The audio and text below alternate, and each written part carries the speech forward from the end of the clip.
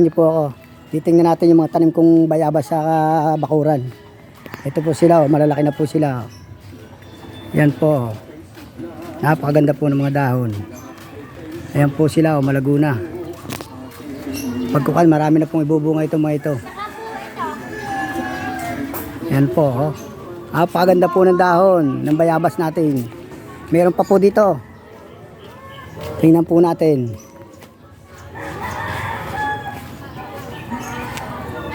Ito po, kakaiba po itong bayabas na ito, kulay violet.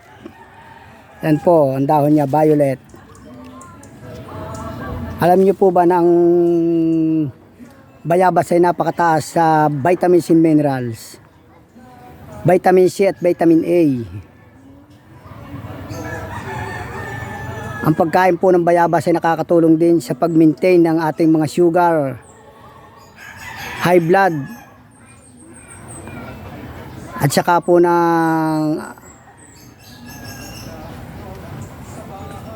ating kolesterol. Nakakapag-maintain po siya ng ating kolesterol, high blood at saka sugar.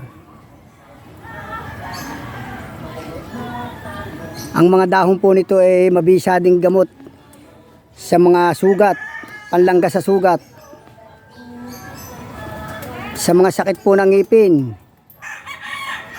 Ang mga talbos po nito ay nginangata sa bahaging masakit ng ngipin. Nababawasan po ang sakit ng ngipin. At ang iba pong, kasi po ito ay may antibacterial. Magaling din po itong panlanggas ng mga sugat. Yan po, nakakatulong po yan. Napakataas po ng kanyang vitamins and mineral. Kaya ugaliin po nating mga ng bayabas. Ilan po guys. Sana po makatulong.